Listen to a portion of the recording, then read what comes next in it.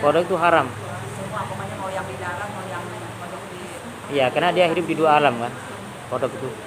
Jadi haram itu bisa karena hidup di dua alam atau karena hewan yang bertaring, yang hewan buas maksudnya, pemangsa. Kayak kucing kan pemangsa itu. Atau yang berapa? Berkuku untuk memangsa ya. Bukan ceker. Kalau ayam bukan cakar, ceker kalau ayam.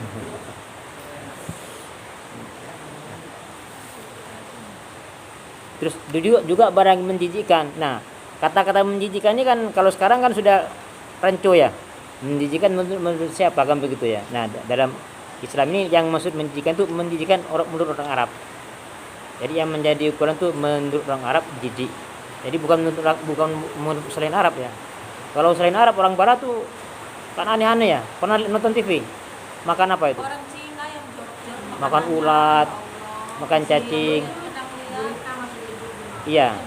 Jadi ukuran jijik itu adalah untuk orang Arab. Kullu hayawanin istahbahatul arabu au haramun. Yang menganggap jijik orang Arab tapi itu haram. Kenapa orang Arab yang menjadi ukuran? Karena Islam pertama turun di Arab. Jadi syariat pertama yang menerima syariat Islam adalah orang Arab. Jadi ukurannya bukan orang Barat. Kalau orang Barat saya lihatin TV itu apa itu yang dimakan tuh? Kalajengking dimakan apa tuh? Bukan kalajengking apa itu? Yang enggak banyak itunya. Masih hidup. Nah, enggak pernah nonton Ibu berarti ya? Tantangan itu. Iya, jadi ukuran menjijikan itu bagi orang Arab. Bagi orang Arab itu jijik. Kenapa, Bu? Tikus. Iya, haram. Nasi merah-merah itu merah. Haram. Iya. Jadi kecuali kalau memang ada tuntunan dari Rasulullah ini tidak haram.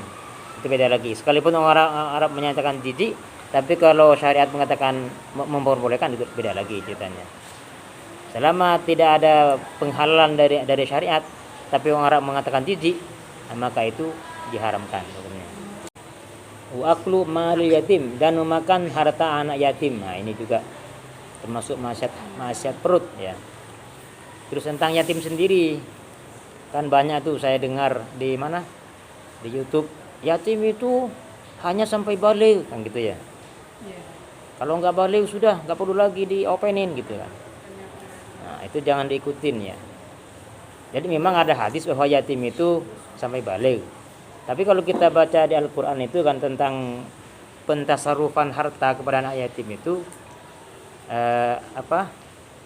idza balagun nikah fa in anastum minhum rusydan fadfa'u ilaihim. Itu saya lupa lagi ingat.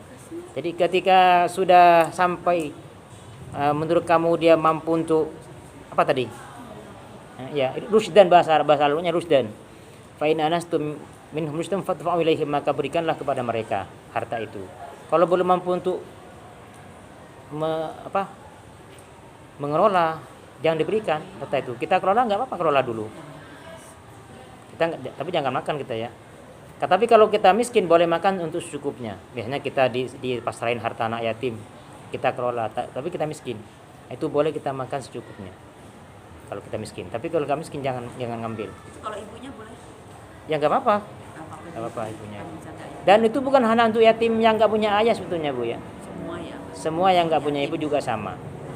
Kenapa dilakukan untuk pakaian yang nggak punya ayah? Keterangannya di hadis juga. Karena emang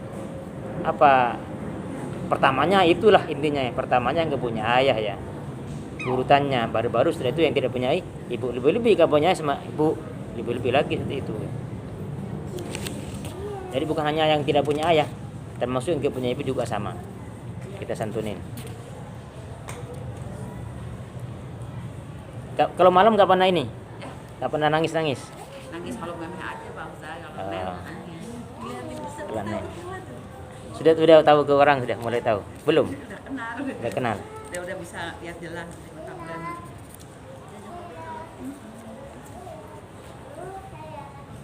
Waktu maritim wal auqaf awil auqaf atau harta wakaf. Ada khilaf ma syaratul waqif. ala khilafi ma syaratal waqif. Nah, yang tidak sesuai dengan tujuan orang yang mewakafkannya. Ini juga nggak boleh. Nah, artinya wakaf yang tujuannya bukan untuk dimakan. Kan ada juga wakaf untuk dimakan. Contohnya mewakafkan kurma misalnya nih.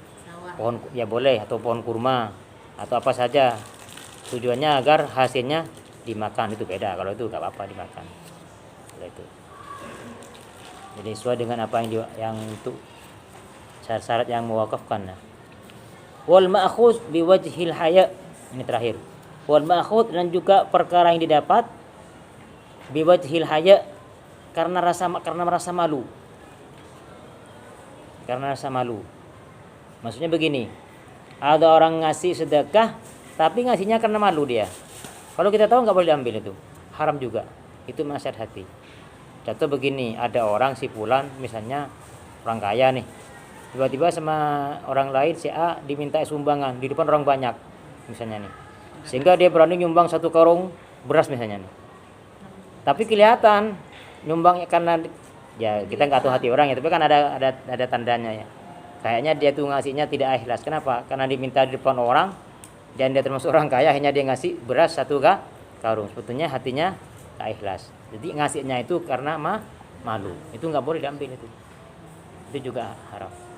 Ustaz, kalau misalnya kan ada yang nyumbang masjid namanya kan gede, terus, jangan apa namanya, jangan diumumin, jangan dirilis gitu. Tapi kan dari panitia masjid kan nggak apa-apa, ini kan biar apa, maksudnya biar memicu, maksudnya biar yang lain bisa apa, pengen ikut-ikutan nyumbang gitu, maksudnya gitu. Itu boleh tuh ya, kalau seperti itu.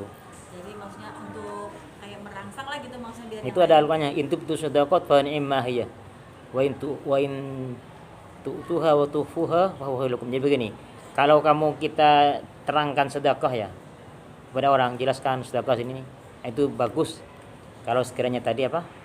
Mengundang yang lain untuk yang lain biar ya ikut-ikutan. termotivasi juga untuk itu nggak apa-apa. Ya, maksudnya gitu. Tetapi andai kata kita samarkan, nah itu juga lebih bagus untuk terhindar daripada sifat riya. Tapi kalau yang saya baca kata Bu Yaya misalkan saya nyumbang nih 2 juta, ya sebutnya 1 juta aja. Jadi yang 2 jutanya biar disebutnya ada yang tahu gitu kalau saya baca ya. Ya, itu kan metode ya. Iya, jadi biar masuk dia juga, tapi Iya, itu metode untuk menghindari riya.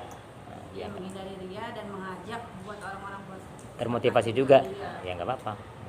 Terserah itu. Yang penting tadi itu kalau betul-betul bisa menarik orang untuk termotivasi juga menyumbang juga dan kita ikhlas, itu nggak apa-apa, itu bagus. Tapi andai kata disamarkan lebih bagus kata Al-Qur'an, karena lebih selamat daripada riya. Itu. Nah, termasuk ini juga Bu ya, Allah alam bisawab.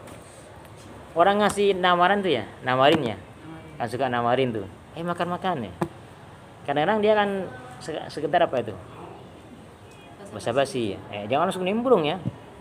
jangan langsung nimbrung. Ya, takutnya dia itu hanya sekedar tadi apa? Karena rasa malu. Sehingga dia nawarin. Basa-basi. Ya beda kalau udah nanti saya bayar. Ya, beda ya kalau memang saya traktir, apalagi kelihatan orangnya yang mampu, itu beda lagi. Yang ini yang sering terjadi di pondok dulu kan, ada teman saya itu akhirnya ditegur tuh. Jadi ketika ditawarin sama temannya langsung nimbrung tuh. Kadang-kadang kelihatan beda wajah yang itu. Aduh, nggak cukup nih. Termasuk juga haram yang nggak boleh kita lakukan, kita melakukan apa gini. Kalau di pondok itu ada temannya dikirim nih, lagi dikirim, tiba-tiba dia pura-pura lewat di depannya. Apa tujuannya lewat? Agar dipanggil. Nah itu juga nggak boleh itu. Jadi agar dipanggil tuh, nampakkan diri pura-pura lewat. Kan dipanggil kan, diajak makan. Nah itu nggak boleh juga. Wallahu a'lam bishawab.